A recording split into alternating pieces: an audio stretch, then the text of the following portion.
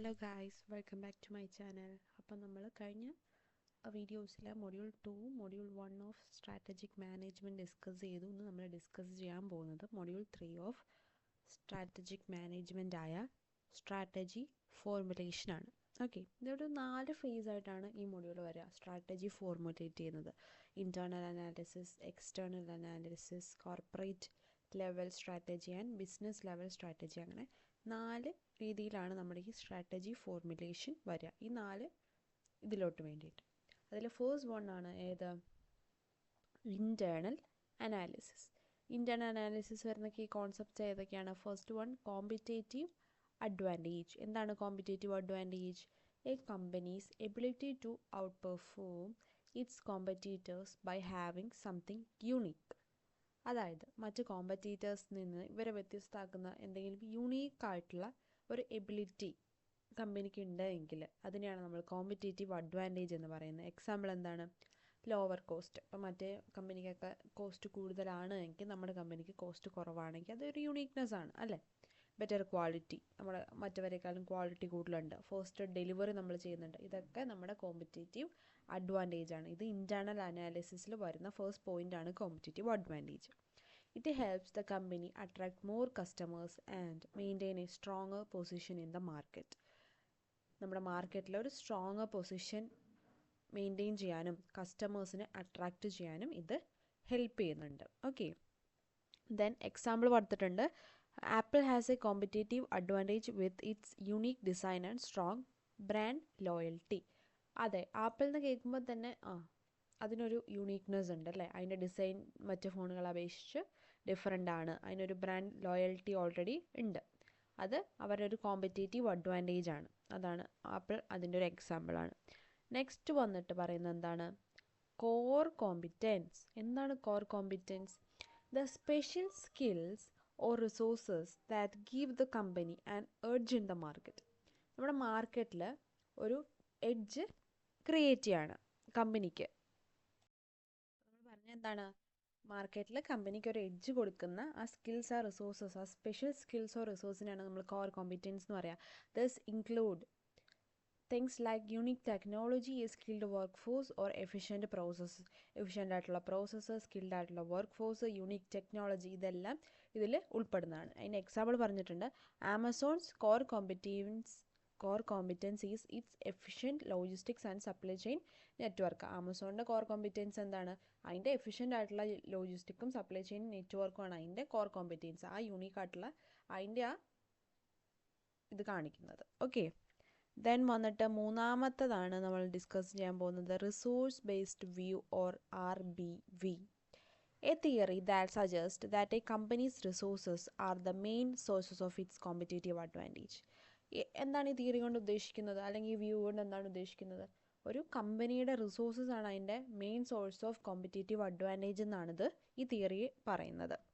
നമ്മുടെ people, technology, knowledge, ഇതെല്ലാം അതിൽ വരുന്ന കാര്യങ്ങളാണ് അല്ലേ? എക്സാമ്പിൾ കൊടുത്തിട്ടുണ്ട്. Having highly skilled employees or proprietary technology can be a resources that gives a company an edge. എന്താണ്? ഹൈ സ്കിൽഡ് എംപ്ലോയീസ് ഒരു കമ്പനിക്ക് ഉണ്ടെന്ന് പറയുന്നത്, അതൊക്കെ കമ്പനിക്ക് ഒരു പ്രത്യേകം എഡ്ജ് അവിടെ ക്രിയേറ്റ് ചെയ്യും അല്ലേ? ദെൻ നോക്കുന്നത് എന്താണ്? റിയോ, അതായത് VRIO, V for value, rarity, imitability and organisation. എന്താണ്? This is a tool to analyse the resource of a company. ഒരു കമ്പനിയുടെ റിസോഴ്സസ് അനലൈസ് ചെയ്യാൻ യൂസ് ചെയ്യുന്ന ടൂളാണിത്. V for value, does the resources help the company in creating value. ഈ resources ഒക്കെ കമ്പനിക്ക് ഒരു വാല്യൂ ക്രിയേറ്റ് ചെയ്യാനായിട്ട് ഹെൽപ്പ് ചെയ്യുന്നുണ്ടോ? Rarity, is the resources rare or do competitors also have it. ഈ റിസോഴ്സസ് ഒക്കെ നമ്മുടെ കമ്പനിയിലുള്ളത് റെയർ ആണോ, അല്ലെങ്കിൽ മറ്റ് കോമ്പറ്റീറ്റേഴ്സ് കമ്പനീസിനൊക്കെ ഓൾസോ അത് ഉണ്ടോ, അത് നമ്മുടെ കയ്യിൽ മാത്രമാണോ ഉള്ളത്, റെയറിറ്റി ആണോ? Then imitability, is it easy for competitors to copy the resources. കോമ്പറ്റീറ്റേഴ്സിന് ഈ റിസോഴ്സസ് കോപ്പി ചെയ്യാനായിട്ട് ഈസി ആണോ, അത്ര എളുപ്പത്തിലുള്ള റിസോഴ്സസ് ആണോ നമ്മുടെ കയ്യിൽ ഇരിക്കണത്? Then organisation, does the company have the structure and processes to make the most of the resources. നമ്മുടെ കമ്പനിക്ക് റിസോഴ്സസ് ഒക്കെ മേക്ക് ചെയ്യാനായിട്ട് അല്ലെങ്കിൽ ആ പ്രോസസ്സ് ചെയ്യാനായിട്ടുള്ള ആ സ്ട്രക്ചറൊക്കെ നമ്മുടെ കമ്പനിക്ക് ഉണ്ടോ? ഇതാണ് VRIO ഫ്രെയിംവർക്ക്, റിയോ ഫ്രെയിംവർക്ക് കൊണ്ട് ഉദ്ദേശിക്കുന്നത്. എക്സാമ്പിൾ എന്താണ്? A unique brand logo may be valuable, rare and hard to imitate. നമുക്കൊരു യുണീക്ക് ആയിട്ടുള്ള വാല്യുബിൾ ആയിട്ടുള്ള ഒരു ലോഗോ ഉണ്ടെന്നെങ്കിൽ അത് വാല്യുബിൾ ആണ്, കോപ്പി ചെയ്യാൻ പാടാണ്, മറ്റുള്ളവർക്ക് യൂസ് ചെയ്യാൻ പാടാണ്. ഇതൊക്കെ ഇതിന് എക്സാമ്പിളായിട്ട് വരുന്നതാണ് കേട്ടോ. ദെൻ നമ്മൾ നോക്കുന്നതാണ് വാല്യൂ ചെയിൻ അനാലിസിസ്. ഇതൊക്കെ ഇൻറ്റേർണൽ അനാലിസിസിൽ വരുന്നതാണ്, നിങ്ങൾ ഓർത്തോളുക കേട്ടോ. വാല്യൂ ചെയിൻ അനാലിസിസ് എന്താണ്? A process of identifying all the activities that add value to a product or services from the production to delivery. Production തൊട്ട് ഡെലിവറി വരെ ഒരു പ്രൊഡക്റ്റ് അല്ലെങ്കിൽ സർവീസസിന് വാല്യൂ ആഡ് ചെയ്തെടുക്കുന്ന എല്ലാ ആക്ടിവിറ്റീസിനെ ഐഡൻറ്റിഫൈ ചെയ്യുന്ന പ്രോസസ്സാണ് value chain analysis. Value chain analysis അതൊരു chain ആണല്ലേ, അതായത് പ്രൊഡക്ഷൻ തൊട്ട് ഡെലിവറി വരെ പ്രൊഡക്റ്റ് അല്ലെങ്കിൽ സർവീസസിന് വാല്യൂ കൊടുക്കുന്ന ആക്ടിവിറ്റീസിനെ ഐഡൻറ്റിഫൈ ചെയ്യുന്ന പ്രോസസ്സിനെയാണ് നമ്മൾ വാല്യൂ ചെയിൻ അനാലിസിസ് എന്ന് പറയുന്നത്. Goal is to find ways to improve efficiency and reduce cost. Efficiency കൂട്ടുകയും കോസ്റ്റ് റെഡ്യൂസ് ചെയ്യണം അതിൻ്റെ ഗോൾ എന്ന് പറയുന്നത്. Example, Nike uses a value chain analysis to improve the manufacturing process and cut down on cost. Nike use ചെയ്യുന്ന എന്താണ്? ഒരു value chain analysis ആണ്, അവരുടെ മാനുഫാക്ചറിങ് പ്രോസസ്സ് ഇംപ്രൂവ് ചെയ്ത് കോസ്റ്റ് കട്ട് ഡൗൺ ചെയ്യാൻ വേണ്ടിയിട്ട്. ഓക്കെ, ദെൻ അടുത്ത അനാലിസിസ് ആണ് എന്താ? Quantitative analysis. This involves using data and numbers to make decisions about strategy. ഇത് എന്താണ്? സ്ട്രാറ്റജി മേക്ക് ചെയ്യാൻ വേണ്ടിയിട്ട് എന്താണ് യൂസ് ചെയ്യുന്നത്? ഡേറ്റ ആൻഡ് നമ്പേഴ്സ് ആണ് യൂസ് ചെയ്യുന്നത്. ക്വാണ്ടിറ്റേറ്റീവ് എന്ന് പറയുമ്പോഴേ നമുക്കറിയാം അല്ലേ, ഇറ്റ്സ് മെഷറബിൾ അല്ലേ. Analysing sales data to find patterns in consumer behaviour. Consumer ബിഹേവിയറിൻ്റെ പാറ്റേൺ അറിയാൻ വേണ്ടിയിട്ട് സെയിൽസ് ഡേറ്റ അനലൈസ് ചെയ്യുന്നു. അത് ഒരു ക്വാണ്ടിറ്റേറ്റീവ് അനലൈസിസിന് എക്സാമ്പിളാണ്. Then last one qualitative analysis എന്താണെന്ന് നോക്കാം. This focuses on non numeric factors such as customer satisfaction, brand perception and employee morale. അതായത് ക്വാണ്ടിറ്റേറ്റീവ് നമ്മൾ പറഞ്ഞു മെഷറബിൾ അല്ലെങ്കിൽ ന്യൂമറിക് ആണ്. ക്വാളിറ്റേറ്റീവ് എന്താണ്? നമുക്ക് എല്ലാവർക്കും അറിയാം, അത് നോൺ ന്യൂമറിക് ആണ് അല്ലേ. അതായത് അതിനകത്ത് നമ്മൾ ഡിസ്കസ് ചെയ്യുന്നത് എന്താണ്? ഫാക്ടേഴ്സ് ആയിട്ടുള്ള customer satisfaction, brand perception and employee മൊറൈലൊക്കെയാണ് അവിടെ ഡിസ്കസ് ചെയ്യുന്നത്. ഇപ്പോൾ എക്സാമ്പിൾ എന്താണ്? Conducting customer interviews to gather opinions on a product quality. ഒരു പ്രൊഡക്റ്റിൻ്റെ ക്വാളിറ്റി അറിയാൻ വേണ്ടിയിട്ട് കസ്റ്റമേഴ്സിൻ്റെ എന്താണ് ഇൻ്റർവ്യൂസ് എടുക്കുന്നു, അവരുടെ ഒപ്പീനിയൻസ് അറിയാൻ വേണ്ടിയിട്ട്. അതൊരു ക്വാളിറ്റേറ്റീവ് അനാലിസിസിന് എക്സാമ്പിളാണ്. അല്ലാതെ നമുക്കത് ഡേറ്റ വെച്ചൊന്നും എടുക്കാനായിട്ട് സാധിക്കില്ല, അതൊരു നോൺ ന്യൂമറിക് ഫാക്ടറാണ് അല്ലേ, അവരുടെ ഒപ്പീനിയൻ അല്ലേ. ദെൻ സോട്ട് അനാലിസിസ്. സോട്ട് അനാലിസിസ് മീൻസ് എന്താണ്? സോട്ട് strength, weakness, opportunity and threat അല്ലേ. സോട്ട് നമ്മൾ കഴിഞ്ഞ മൊഡ്യൂളിൽ ഡിസ്കസ് ചെയ്തു എന്താണ് സോട്ട് എന്ന്. This tool helps analyze a company's internal strength and weakness and external opportunities and threat. Internal ആയിട്ടുള്ള സ്ട്രെങ്ത്തും വീക്ക്നെസ്സും എക്സ്റ്റേണൽ ആയിട്ടുള്ള ഓപ്പർച്യൂണിറ്റിയും ത്രെട്ടും ഒക്കെ അനലൈസ് ചെയ്യാൻ വേണ്ടിയിട്ട് ഉള്ളൊരു ടൂളാണ്. It helps in identifying strategies based on these factors. ഏതൊക്കെ ഫാക്ടേഴ്സാണ്?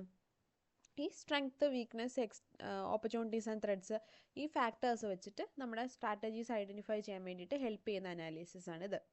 ഇപ്പോൾ എക്സാമ്പിൾ പറയുകയാണെങ്കിൽ സ്ട്രെങ്ത് എന്ന് പറഞ്ഞാൽ എന്താണ്? ഒരു സ്ട്രോങ് ബ്രാൻഡ് ഉണ്ട്, അത് അവരുടെ ഒരു സ്ട്രെങ്ത് ആണ് അല്ലേ. ദെൻ വീക്ക്നെസ് പറയുകയാണെങ്കിലോ ഒരു ഭയങ്കര പ്രൊഡക്ഷൻ കോസ്റ്റാണ്, അത് അവരുടെ ഒരു വീക്ക്നെസ് ആണ്. പിന്നെ ഓപ്പർച്യൂണിറ്റി പറയുകയാണെങ്കിലോ എമർജിങ് മാർക്കറ്റ്സ്, അത് അവർക്കൊരു ഓപ്പർച്യൂണിറ്റി ആണല്ലേ, എമർജിങ് മാർക്കറ്റ്. ത്രെട്ട് എന്ന് പറഞ്ഞാൽ പുതിയ പുതിയ കുറേ കോമ്പറ്റീറ്റേഴ്സ് ഉണ്ട്. ഇതാണ് സോട്ട് analysis. Then OCP and SAP. OCP for organisational capability profile. SAP എന്താണ്? Strategic action plan. Organizational capability profile assesses the company's ability to leverage its resources effectively. ആ കമ്പനിയുടെ റിസോഴ്സസ് എഫക്റ്റീവായിട്ട് ലിവറേജ് ചെയ്യാൻ വേണ്ടിയിട്ട് ആ കമ്പനിയുടെ എബിലിറ്റീനെ അസസ് ചെയ്യുന്നതാണ് organisational capability profile. Strategic action plan എന്ന് പറഞ്ഞാൽ road map four implementing strategies. നമ്മുടെ സ്ട്രാറ്റജീസ് ഇംപ്ലിമെൻറ്റ് ചെയ്യാൻ വേണ്ടിയിട്ടുള്ളൊരു നമ്മൾ മാപ്പ് എന്നൊക്കെ പറഞ്ഞാൽ മാപ്പ് തന്നെയാണ്, നമുക്ക് കൃത്യം ഡെസ്റ്റിനേഷനിൽ എത്താൻ വേണ്ടിയിട്ട് നമ്മൾ കാണിക്കുന്ന ഒരു മാപ്പാണ്. അതുപോലെ തന്നെ സ്ട്രാറ്റജീസ് ഇംപ്ലിമെൻറ്റ് ചെയ്യാനായിട്ടുള്ള ഒരു റോഡ് മാപ്പിനെയാണ് നമ്മൾ സ്ട്രാറ്റജിക് ആക്ഷൻ പ്ലാൻ എന്ന് പറയുന്നത്. ഇത്രയുമാണ് ഇൻറ്റേർണൽ അനാലിസിസിൽ വരുന്നത്. ഓക്കെ, നമ്മൾ പറഞ്ഞു എന്തൊക്കെയാണ് ഇൻറ്റേർണൽ അനാലിസിസ് വരുന്നത്. Competitive advantage, core competence, resource based review, VRIO framework, value chain analysis, quantitative analysis, qualitative analysis, സോട്ട് analysis and OCP and SAP. ഇനി നമ്മൾ നോക്കാൻ പോകുന്നതാണ് എന്താണ് എക്സ്റ്റേണൽ അനാലിസിസ്. എക്സ്റ്റേണൽ അനാലിസിസിൽ ഫസ്റ്റ് വൺ അതാണ് എന്ത്, industry setting.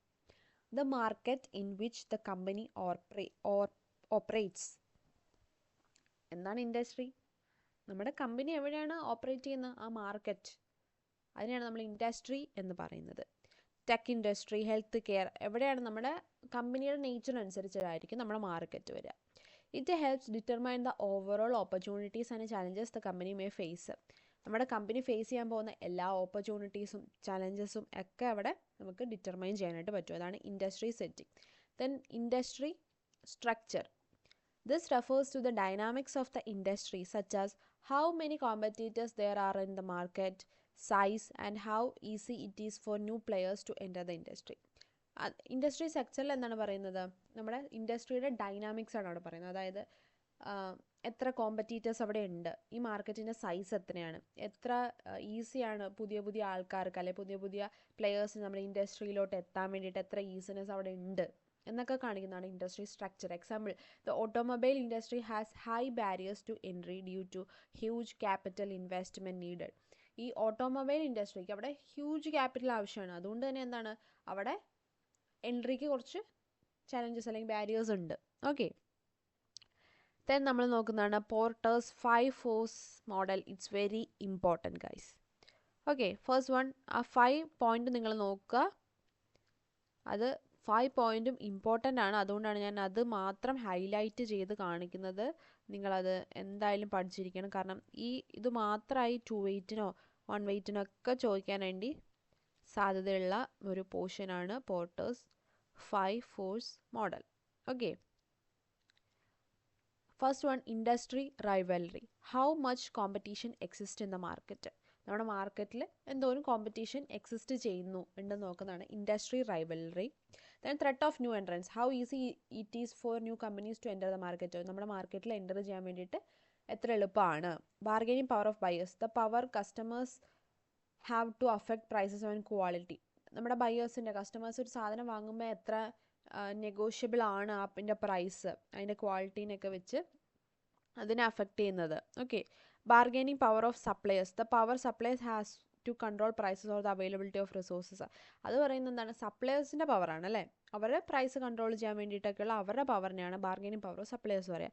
When threat of substitutes. How likely it is that customers can find A different product that serves the same purpose. എത്ര ഇതിലാണ് അല്ലെങ്കിൽ ഒരു പുതിയ പ്രൊഡക്റ്റ് വരികയാണ് അല്ലെങ്കിൽ സെയിം പർപ്പസ് ചെയ്യുന്നൊരു സബ്സ്റ്റിറ്റ്യൂട്ട് നമ്മുടെ മാർക്കറ്റിൽ ഉണ്ടെങ്കിൽ എത്ര എളുപ്പത്തിലായിരിക്കും അല്ലെങ്കിൽ എത്ര ഈസിയിലായിരിക്കും നമ്മുടെ കസ്റ്റമർ ആ പ്രൊഡക്റ്റിലോട്ട് ഷിഫ്റ്റ് ചെയ്യാമെന്ന് പറയുന്നതാണ് ത്രെറ്റ് ഓഫ് സബ്സ്റ്റിറ്റ്യൂട്ട്സ്. അപ്പോൾ പോർട്ടേഴ്സ് 5 ഫോഴ്സ് മോഡൽ നിങ്ങൾ എന്തായാലും പഠിച്ചിരിക്കണം, എല്ലാം പഠിക്കണം. ഇത് വളരെ ഇമ്പോർട്ടൻ്റ് ആണ്. ഓക്കെ, ദെൻ ഈ ടോപ്പ്, അതായത് environmental threats and opportunity profile. Environmental threat and opportunity profile, a tool for analyzing external environmental factors that could affect a business. ഒരു ബിസിനസ്സിനെ അഫക്റ്റ് ചെയ്യുന്ന എക്സ്റ്റേണൽ ഫാക്ടേഴ്സിനെ അനലൈസ് ചെയ്യുന്ന ടൂളാണ് environmental threats and opportunity profile. അതായത് political, economic, social environments ഒക്കെ. Okay, helps identify potential opportunities and threats in the external environment. External എൻവയോൺമെൻറ്റിലുള്ള ഓപ്പർച്യൂണിറ്റിയും threats ഒക്കെ ഐഡൻറ്റിഫൈ ചെയ്യാനായിട്ട് ഹെൽപ്പ് ചെയ്യും. Example, an economic downturn could be a threat. ഒരു economic downturn ഉണ്ടാവുകയാണ്, അതൊരു ത്രെറ്റാണ്. While technological advancement could be an opportunity. ഇപ്പോൾ ടെക്നോളജിക്കലി ഒരു അഡ്വാൻസ്മെൻറ്റ് വരികയാണെങ്കിൽ അതെന്താണ്, അതൊരു ഓപ്പർച്യൂണിറ്റി ആണ് അല്ലേ. അതാണ് എൻവയോൺമെൻറ്റൽ ത്രെറ്റ് ആൻഡ് ഓപ്പർച്യൂണിറ്റി പ്രൊഫൈലിൻ്റെ example. Then PEST analysis. PEST for political, economic, social and technological. ഇതൊക്കെ നമ്മൾ കഴിഞ്ഞ മൊഡ്യൂളിൽ ഡിസ്കസ് ചെയ്തതാണ് അല്ലേ. അപ്പോൾ ഓരോ ഭാഗത്തായിട്ട് വരുന്നുണ്ട്, അത് കാരണം നിങ്ങൾ കൃത്യമായി പഠിച്ചു വയ്ക്കുക. Political, governmental policies, regulations and stability ആണ് അവിടെ ഉദ്ദേശിക്കുന്നത്. Economic, inflation rates, exchange rate, economic growth. സോഷ്യലും എന്താണ്, cultural norms, demographic style, lifestyle changes, ഇതൊക്കെയാണ്. ടെക്നോളജിക്കലി നമ്മൾ പറഞ്ഞു innovations, technological changes, R&D, research and development. Example, changes in tax policies or a new technology can impact a business strategy. ഇപ്പോൾ tax policies changes വരിക, അല്ലെങ്കിൽ ഒരു പുതിയ technology വരിക, ഇതൊക്കെ നമ്മുടെ ബിസിനസ്സിൻ്റെ സ്ട്രാറ്റജീസിനെ അഫക്റ്റ് ചെയ്യും. നമ്മൾ അതിനനുസരിച്ച് ചേഞ്ച് ചെയ്യേണ്ടി വരും അല്ലേ. Yes. Then question analysis. Similar to PEST, but with a focus on understanding the quality of external factors and how they impact strategy. PEST പോലെ സിമിലർ ആണ്, പക്ഷെ എന്നിരുന്നാലും ഇത് ഫോക്കസ് ചെയ്യുന്നത് എന്താണ്, എക്സ്റ്റേണൽ ഫാക്ടേഴ്സിൻ്റെ ക്വാളിറ്റി അതെങ്ങനെ സ്ട്രാറ്റജീനെ ഇമ്പാക്റ്റ് ചെയ്യുമെന്നാണ് ഇവിടെ നോക്കുന്നത്. ഓക്കെ, ഇത്രയാണ് എക്സ്റ്റേണൽ അനാലിസിസ് വരുന്നത്. ഇനി നമ്മൾ നോക്കാൻ പോകുന്നതാണ് കോർപ്പറേറ്റ് ലെവൽ സ്ട്രാറ്റജീസ്. അതിലെ ഫസ്റ്റ് വൺ ആണ് concentration. A strategy where a company focuses on a single product or market.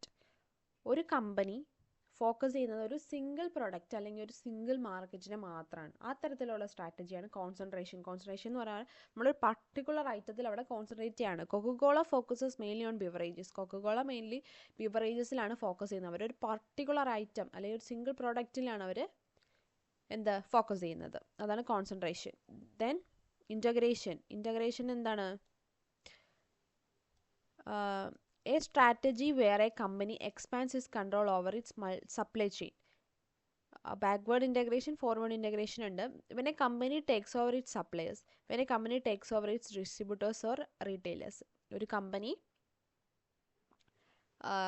എന്താണ്, a strategy where a company expands its control over its supply chain. അതിൻ്റെ supply ചെയിനിൽ എന്താണ്, അതിൻ്റെ control expand ചെയ്യുന്ന സ്ട്രാറ്റജിയാണ് integration എന്ന് പറഞ്ഞാൽ. Example പറയാം, Apple controlling both hardware and software. ആപ്പിളിന് both iPhones hardware ആയിട്ട് അതും ഉണ്ട്, സോഫ്റ്റ്വെയർ iOS അതും ഉണ്ട്. അവർ രണ്ടും കൺട്രോൾ ചെയ്യുന്നു അല്ലേ. ബാക്ക്വേർഡ് ഇൻ്റഗ്രേഷനും ഫോർവേഡ് ഇൻ്റഗ്രേഷനും ഉണ്ട്. സപ്ലയേഴ്സിൽ അവർ ടേക്ക് ചെയ്യുകയാണെങ്കിൽ അതെന്താണ്, ബാക്ക്വേർഡ് ഇൻ്റഗ്രേഷൻ.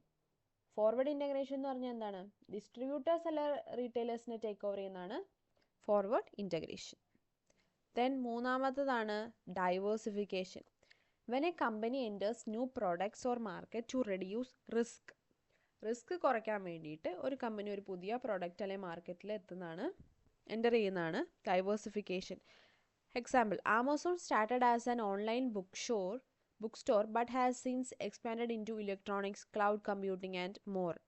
ആമസോൺ തുടങ്ങിയത് ഒരു ഓൺലൈൻ ബുക്ക് സ്റ്റോർ ആയിട്ടാണ്, പക്ഷേ അതിപ്പോൾ വന്ന് നിൽക്കുന്നത് എവിടെയാണ്, ഇലക്ട്രോണിക്സും ക്ലൗഡ് കമ്പ്യൂട്ടിംഗ് അങ്ങനെ പലതരത്തിലുള്ള കാര്യങ്ങൾ ആയിട്ടാണ്. അതാണ് ഡൈവേഴ്സിഫിക്കേഷൻ. ഒരു പുതിയ പ്രോഡക്റ്റ് അല്ലെങ്കിൽ മാർക്കറ്റിലോട്ട് എൻ്റർ ചെയ്യാണ് റിസ്ക് കുറയ്ക്കാൻ വേണ്ടിയിട്ട്. Then cooperation. Collaborating with other companies often through partnership or alliances to achieve mutual goals achieve ചെയ്യാൻ വേണ്ടിയിട്ട് പാർട്ണർഷിപ്പിലൂടെ അലയൻസിലൂടെയൊക്കെ കമ്പനീസ് കൊളാബറേറ്റ് ചെയ്യുകയാണ്. Spotify and Uber partnered to allow Uber riders to listen to music through Spotify during their rides. അതെന്താണ്, എക്സാമ്പിളാണ് കോപ്പറേഷൻ്റെ. സ്പോട്ടിഫൈയും ഊബറും കൂടെ ഒരു പാർട്ട്ണർഷിപ്പിൽ എത്തിയിരിക്കുകയാണ്. കാരണം ഊബർ റൈഡേഴ്സിന് ഊബറിൽ യാത്ര ചെയ്യാൻ നേരത്ത് അവർക്ക് സ്പോട്ടിഫൈ മ്യൂസിക് കേൾക്കാനായിട്ട് സാധിക്കും. Then stability strategy. This strategy involves maintaining the current business activities, avoiding risk and focusing on steady growth. Current business activities ഒക്കെ മെയിൻറ്റെയിൻ ചെയ്യുക, റിസ്ക് അവോയ്ഡ് ചെയ്യുക, പിന്നെ സ്റ്റഡി ഗ്രോത്തിൽ ഫോക്കസ് ചെയ്യുക. ഇതിലൊക്കെയാണ് ഈ സ്ട്രാറ്റജി ഇൻവോൾവ് ചെയ്തിരിക്കുന്നത്. Example, Walmart focusing on steady market expansion without taking too many risk. അവർക്ക് ഒരു സ്റ്റെബിലിറ്റി മതി, കൂടുതൽ പ്രോഫിറ്റും ആഗ്രഹിക്കുന്നില്ല. അവർക്ക് റിസ്ക് ഇല്ലാതെ, റിസ്ക് എന്ന് പറഞ്ഞാൽ ടു മെനി റിസ്ക്, അധികം റിസ്ക് ഇല്ലാതെ ഒരു സ്റ്റേബിളായിട്ട് അവരുടെ മാർക്കറ്റ് പോകണമെന്നേ ഉള്ളൂ. അല്ലാതെ എന്താണ്, അധികം പ്രോഫിറ്റ് വേണമെന്ന് പറഞ്ഞ് ഹൈ റിസ്ക് അവർ എടുക്കാൻ തയ്യാറല്ല. പിന്നെന്താണ്, retrenchment strategy. A strategy where a company reduces the size of its operation often by cutting cost or selling off parts of the business.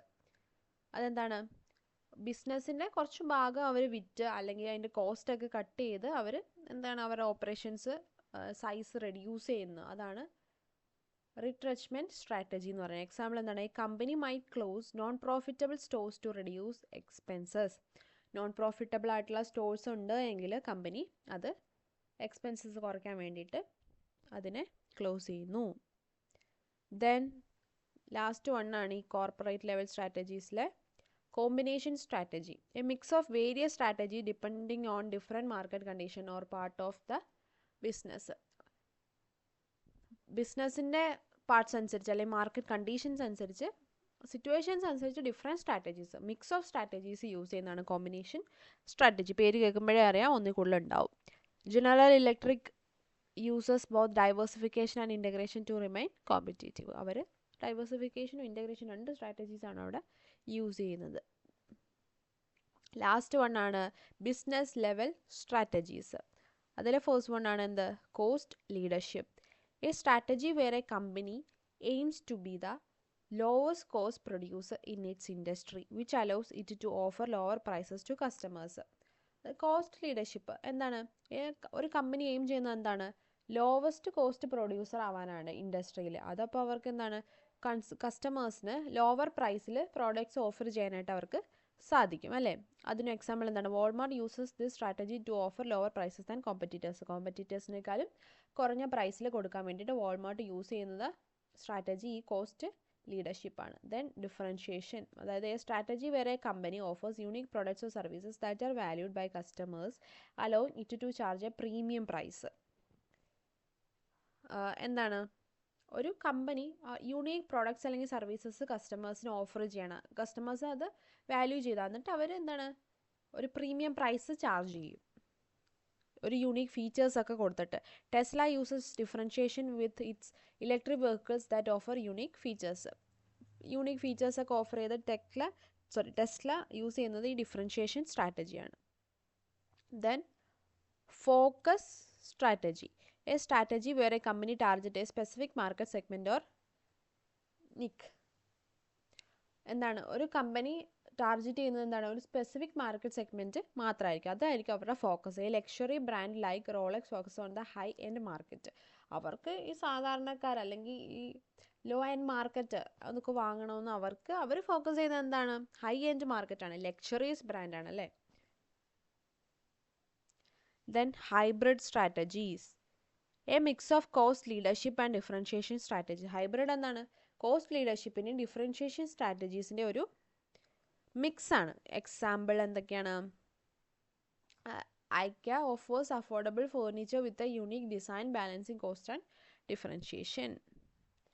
Then timing tactics, the strategy of launching products or services at the right time to gain market advantage. അതായത് കൃത്യസമയത്ത് ഒരു product എടുക്കണം അല്ലേ? Product ഇറക്കണം. അതായത് ആ launching ടൈമിൽ അവിടെ കാര്യമുണ്ട്. അതായത് ഇപ്പോൾ റെയിനി സീസണിലാണ് കുട ഇറക്കിയിട്ട് കാര്യമുള്ളൂ അല്ലേ?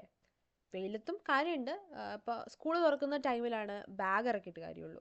ഇപ്പോൾ അടയ്ക്കാൻ പോകുമ്പോൾ നമ്മൾ ബാഗ്സ് ഒന്നും ആരും വാങ്ങിക്കാറില്ല അല്ലേ? അപ്പോൾ അങ്ങനെ ടൈം നോക്കി വേണം വാങ്ങാൻ വേണ്ടിയിട്ട്. Sony releasing new tech gadgets during the holiday season to increase sale. Holiday സീസൺസിലാണ് എല്ലാവരും കൂടുതലായിട്ട് ഓരോന്ന് വാങ്ങുക. അപ്പോൾ സോണി അവരുടെ പുതിയ ടെക് ഗാഡ്ജറ്റ്സ് ഒക്കെ അന്നേരമാണ് റിലീസ് ചെയ്യുന്നത്. Then blue ocean strategy. എന്താണ് blue ocean strategy? Creating a new market space where competitors is irrelevant. Instead of fighting for market share, you create a completely new demand. എന്താണ്? എല്ലാവരുമായിട്ട് fight ചെയ്യുന്നതിന് പകരം നമ്മളൊരു completely different ഏരിയയിൽ ഒരു new demand create ചെയ്തെടുക്കുന്നു. ഒരു പുതിയ മാർക്കറ്റ് സ്പേസ് കോമ്പറ്റീറ്റേഴ്സ് ഒന്നും ഇല്ലാത്തൊരു സ്ഥലത്ത് പോയി നമ്മൾ ക്രിയേറ്റ് ചെയ്തെടുക്കുന്നതാണ് ബ്ലൂ ഓഷ്യൻ സ്ട്രാറ്റജി. നമ്മൾ കോമ്പറ്റീറ്റേഴ്സുമായിട്ട് മാർക്കറ്റ് ഷെയറിന് വേണ്ടി ഫൈറ്റ് ഒന്നും ചെയ്യുന്നില്ല. നമ്മൾ കംപ്ലീറ്റ് ആയിട്ട് പുതിയൊരു ഷെയർ അല്ലെങ്കിൽ മാർക്കറ്റ് ഷെയർ നമ്മൾ പിടിച്ചെടുക്കുന്നു. ഇത്രയാണ് തേർഡ് മൊഡ്യൂളിലുള്ളത്. 4 തരത്തിലുള്ള സ്ട്രാറ്റജീസ് നമ്മൾ പറഞ്ഞു. Business level strategies, corporate level strategies, external analysis and internal analysis. ഇത്രയാണ് സ്ട്രാറ്റജി ഫോർമുലേഷൻ എന്ന മൊഡ്യൂളിൽ വരുന്നത്. എന്തെങ്കിലും ഡൗട്ട് ഉണ്ടെങ്കിൽ നിങ്ങൾക്ക് ചോദിക്കാം. വളരെ സിമ്പിളായിട്ടാണ് പറയുന്നത്, പക്ഷേ എല്ലാ പോർഷൻസും നമ്മൾ കവർ ചെയ്താണ് പോകുന്നത്. ഇമ്പോർട്ടൻ്റ് ആണെന്ന് പറഞ്ഞതൊക്കെ നിങ്ങൾ തീർച്ചയായും നന്നായി പഠിച്ചിരിക്കണം. ഇത് നമ്മൾ വളരെ കുറച്ച് പോയിൻറ്റ്സ് ആണ് പറയുള്ളൂ, അല്ലെങ്കിൽ പോയിൻറ്റ്സ് മാത്രമാണ് പറയുള്ളൂ. ഇത് നിങ്ങൾക്ക് കുറച്ച് വിശദീകരിച്ച് ഡിസ്ക്രിപ്ഷൻസ് ഒക്കെ കൊടുത്ത് എഴുതാൻ വേണ്ടി സാധിക്കണം. അപ്പോൾ ഇനി ഏത് മൊഡ്യൂൾ ഏത് സബ്ജക്റ്റാണ് വേണ്ടതെന്നൊക്കെ പറഞ്ഞു കഴിഞ്ഞാൽ കമൻറ്റ് ചെയ്ത് കഴിഞ്ഞാൽ ഞാൻ അപ്ലോഡ് ചെയ്യുന്നതായിരിക്കും. Okay, thank you.